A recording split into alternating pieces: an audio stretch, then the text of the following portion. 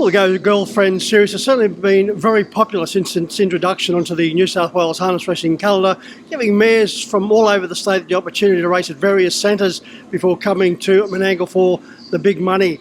Making the trip down from Maitland is Sarah Rushbrook, and she's here with Adrenaline Rush, and no doubt she's looking for an Adrenaline Rush. I caught up with Sarah prior to the running of the Go Girlfriend. Well, Sarah, good to catch up with the Adrenaline Rush. No doubt you've been looking for one. How did the horse get its name? Yeah, most definitely looking for one. She's otherwise known as Naughty Nellie. She was very naughty when she was younger, and one way or another she was giving me an adrenaline rush, whether it was a good one or a bad one, so she got adrenaline rush. Sarah, your career started to unfold as a toddler. Your father, Michael, was a hobby trainer. He was, yes. Unfortunately, he stopped training when I was around 2-year-old, so I sort of didn't get as involved in them back then as what I am definitely now anyway. And Michael moved on to become a galloping steward. He did. We moved to Tamworth, and he was the galloping steward, and I then got involved in the gallops, working for Tim Martin and Mark Mason, and yeah, that was how I started. Oh, I was always rode, but yeah, that was how I started with racehorses. So how did your career in harness racing start to unfold then? I can blame John Tapp for that one. I went and stayed with him. He's always been a very close family friend, and I went and stayed with him for a week and said, put me on one, I want to have a drive. And he put me on a beautiful mare called She's a Mountain Girl, and well, that was the end of that. As soon as I'd sat behind one, I was getting back in for sure. Sarah, it seems to be a common theme that once people start getting involved with horses, in particular the harness horse, they just get hooked and that's the end of it. Yeah, most definitely. I think if it's in your blood, it's in your blood. I had my father training when I was young. My godfather was a driver, John, close family friend. So it was always in my blood. I dare say it was always going to be the case that I was going to end up in them. Now let's talk about, you've been here, there and everywhere with your career, but the move to Western Australia, how did that come about? It actually came about very haphazardly. EI had hit and I was just about to start doing my trial drives to get my licence, and obviously I couldn't do anything with the horses in New South Wales, and I had a friend in Western Australia and she said, come over here. So I did. I just packed everything up and went to Western Australia. Rocked up at Gloucester Park and asked Grant Williams if I could have a job, and he said, yeah, no worries, and I started working for Grant that week. No doubt a wonderful experience. Oh, fantastic. Look, Grant's a great horseman, so is his wife Alana. They actually weren't married at the time, but they are now. They're very successful galloping trainers now. I worked with people like Ryan Warwick and Nathan Turvey. We shared a complex with Lindsay Smith, famous galloping trainer. I was very, very grateful and very lucky to have learnt what I did over there with those people. The move back to New South Wales, March 2020, unfortunately a very bad fall at Inverell, and may have put your career in jeopardy. Yeah, look, I was actually having the best season I'd ever had. I was getting 5 drives a meeting at the time, and unfortunately that's what happens in racing. That's the risk we run going out there sometimes, and yeah, it was a pretty nasty fall. I broke quite a few bones, and the surgeon told me I'd be out for at least 12 months, and I laughed at him and told him I'd be back in 6, and I was back in 7. So yeah, there was no stopping me. I was always coming back. And from there you made the move to Queensland. What brought that about? Yeah, Graham Dwyer I had a horse adrenaline rush actually with Graham Dwyer. When I'd had my fall, she was in the paddock and she had a Q-bred bonus in her, so I decided to offer to Queensland and try and win a bonus with her, which Graham did for me, and he ended up offering me a job.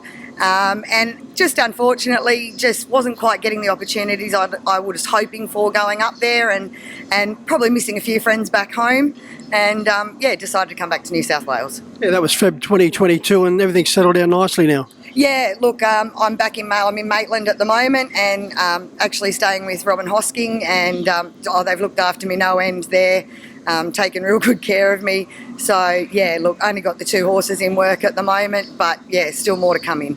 Yeah, how many numbers would you have? Well, I've got a 2-year-old at the moment. Unfortunately, I had an Ultimate Art filly, one of very few, and I actually lost her a few weeks ago, unfortunately. She got crook on me. I've still got a beautiful Bling It On filly there to come in. I've got a foal at foot, and just need to find the space for them now. No doubt with that breeding, you will find a space. Yes, I will definitely find a space. Look, the mare, old Dorinelli's been a wonderful mare to me. I got her off of Sally Torrens. Sal's been a great supporter of mine as well. She's bred, I think I've had 6 foals out of her, and and they're all beautiful foals. And I mean, the first two mares, they've won 21 races between them. Can't complain. Yeah, Sally Torrens started out in harness racing, enjoyed a wonderful career, and then has made a big fist of it as far as being involved now in the galloping. Yes, yep. Look, she still loves the trotters. I actually have another one she owns at the moment, Imperial Snapper, and she actually bred him, and he's her last trotter. And then she's only got gallopers left then. But yeah, no, Sal's been a great help to me over the years. Big supporter. And Sarah, it's always good to have some nice horses around you, the bread and butter type horses, as we mentioned, and Vinnie Blue Jeans, Christian Shannon, and no doubt Got a Rush is one of the faves. Oh, most definitely. Look, Vinnie Blue Jeans, I don't know where I'd be without him. He was the first harness racing horse I ever bought to get my licence on and to start driving and training. And I'll tell you what, that horse taught me so much, trainers, people teach you things, but horses teach you more sometimes, and he was wonderful in getting my career going, that horse. Christian Shannon, yeah, he's been a brilliant horse for me. Jackaroo Shannon, I had the support of the Rain Gold and Mari and Peter Neal and Peter Bullock, and then obviously Got a Rush was the first horse I ever bred myself, and yeah, definitely a favourite. She'll be my next broodmare, so. And no doubt when you're asking questions, people like Craig Clegg and Andrew Wyson come to mind. Most definitely. Look, Craig was the one I went to after I went back to Tamworth from John's place after sitting behind one, and I said, Craig, get me driving, and he did. And then Andrew Wyson, obviously, he supported me no end with my trial drives. I rocked up to the trials one day and I said, look, can I drive your horse? And he said, oh, who are you? And we ended up with a great relationship, and I drove, my very first winner was for Andy. I wouldn't be where I am without a lot of those guys. Kenny Natty's another one, supported me with drives and helped me a lot with my younger horses. We were stabled right next to each other. So many people to thank for getting me where I am, definitely. That Tamworth region continues to go from strength to strength.